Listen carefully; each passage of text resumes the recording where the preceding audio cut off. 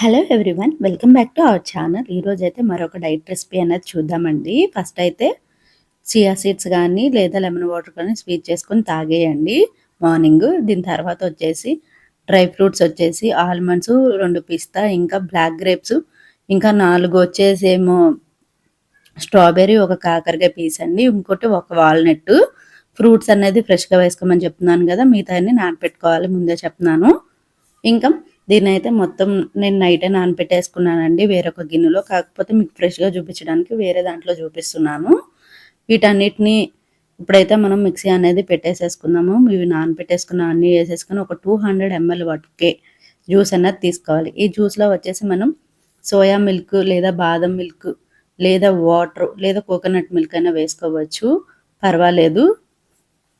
లేదు మేము ఎఫర్ట్ చేయలేము అనుకున్నప్పుడైతే కనుక మేము మామూలుగానే వాటర్ వేసుకొని చేసేసుకోండి. నేనైతే మిల్క్ ఎక్కువ ప్రిఫర్ చేయను, నాకు మిల్క్ అనేది అంత నచ్చదు. సో అందుకని చెప్పేసి నేను ఇలాగే చేసేసుకొని డైలీ అనేది తాగుతున్నాను. ఇది వచ్చేసి మనకి టైమింగ్స్ కూడా చాలా ఇంపార్టెంట్ అండి. 9 o'clockకి మన డ్రింక్ అనేది రెడీ అయిపోవాలి, మనం తాగేయాలి. టైమింగ్స్ ఇంకా క్వాంటిటీ అనేది చాలా ఇంపార్టెంట్ అండి మనం డైట్ చేసేటప్పుడు. ఇంకా ఒక హాఫ్ అన్ అవర్ లేదా 45 minutes ఎక్సర్సైజ్ చేయండి. ఎక్సర్సైజ్ చేయడం మాకు టైం కుదరదు అనుకున్నప్పుడు అట్లీస్ట్ వాకింగ్ అయినా చేయండి, సరిపోతుంది. ఇప్పుడైతే లంచ్లోకి వెళ్ళిపోదాం. లంచ్లోకి వెళ్ళిపోయేటప్పుడు ఈరోజైతే ఆకు ఫ్రై ఉందనమాట. నేనైతే తోటకూర తీసుకున్నాను.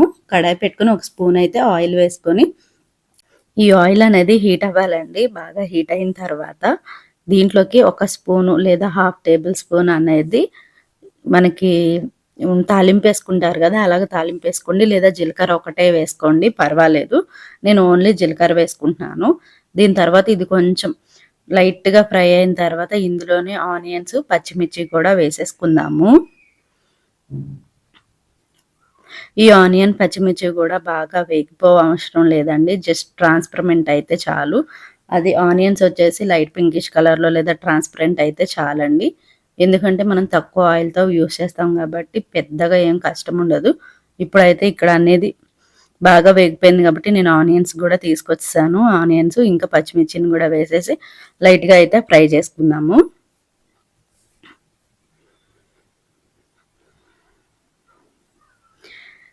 ఇప్పుడైతే ఫ్రై అవుతూ ఉంది కదా, దీనిలోపు నేనైతే చెప్తున్నాను కదా మీకు, దీంట్లోనే కొంచెం కరివేపాకు వేసుకోండి. డైట్ చేసేటప్పుడు హెయిర్ ఫాల్ అనేది కొంచెం ఉంటుంది కాబట్టి. నేను ఇందాక చెప్పాను కదండి, వాకింగ్ కానీ ఏదైనా చేయమని చెప్పేసి. ఎందుకు చేయమంటున్నాను అంటే కనుక మన స్కిన్ బాగుంటుంది. కాకపోతే ఏంటి అంటే ఎక్కువ లావు ఉన్న వాళ్ళు సడన్గా తగ్గిపోతే సాగిపోయినట్టు స్కిన్ అనేది కనిపిస్తుంది. దానివల్ల ఏంటంటే కొంచెం ఎక్సర్సైజ్ చేయడం వల్ల మన స్కిన్ కొంచెం గ్లోగా కనిపిస్తుంది. ఇప్పుడైతే మనం శుభ్రంగా కడిగి పెట్టుకున్న తోటకూరని అయితే వేసేసుకుందాము. తోటకూర వేసేసుకొని ఒకసారి అయితే కలిపేసుకుందాము. ఇందులోనే కొంచెం పసుపును కూడా యాడ్ చేసేద్దామండి. ఇలా ఉన్నప్పుడే, పచ్చివాసన ఉన్నప్పుడే మనం పసుపు అనేది వేసామంటే కనుక దాంట్లో ఉన్న పచ్చివాసన అంతా పోయిద్ది, లైట్గా ఫ్రై అయిపోద్ది. కాబట్టి ఫస్ట్ అయితే మూత పెట్టి మగ్గించుకుందాము.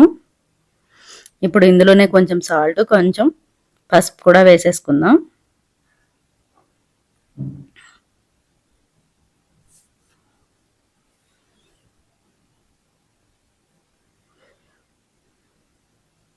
పసుపు కూడా వేసుకున్నాక లైట్గా ఒకసారి అయితే ఫ్రై చేసుకుందామండి. మీకు ఎటువంటి డౌట్స్ ఉన్నా సరే నాకైతే కామెంట్ చేయండి, నేను డెఫినెట్లీ షేర్ చేస్తాను. ఈ వెనిలా స్పార్కిల్లో డైట్ వచ్చేసి అందరూ కష్టమన్నారని నేను కూడా ఫస్ట్ ఆలోచించానండి. కాకపోతే ఏంటి అంటే మనకి తగ్గాలి అన్న ఇంట్రెస్ట్ ఉంటే అది ఎలా కష్టమైనా సరే తగ్గుతాము. ఒకవేళ మీకు ఫుడ్ సరిపోవట్లేదు అంటే కొంచెం కర్రీ క్వాంటిటీ అనేది పెంచుకోండి, అంతేగాని రైస్ క్వాంటిటీ అనేది పెంచొద్దు. ఎందుకంటే రిజల్ట్ బాగా రావాలి అనుకున్నప్పుడు కొంచెం మనం వెయిట్ చేయడంలో తప్పే లేదు. ఇంతేనండి, కర్రీ అయితే రెడీ అయిపోయింది. దీన్ని అయితే సర్వింగ్ ప్లేట్లోకి అయితే తీసేసుకుందాము. ఇప్పుడు మన ప్లేట్లోకి వచ్చేసి అసలు ఇప్పుడు ఏమేమి పెట్టుకుంటాము, అసలు ఏం తింటాము అనేది అయితే చూసేద్దాము. ఫస్ట్ అయితే వచ్చేసి మనకి కుకుంబర్ అనేది పెట్టుకుందామండి, కీర దోసకాయ. దీని తర్వాత మనం రెడీ చేసి పెట్టుకున్న కర్రీని కూడా వేసేసుకుందాము. ఇప్పుడు ఒక 4 స్పూన్లు అయితే రైస్ పెట్టుకోండి.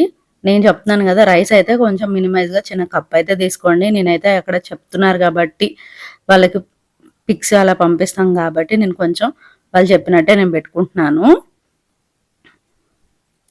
దీంట్లోకి వచ్చేసి ఒక 2 గుడ్లయితే పెట్టుకోండి. గుడ్లంటే గుడ్డు మొత్తం తినొద్దండి. వైట్ వరకే తినండి. లోపలిదైతే తినొద్దు.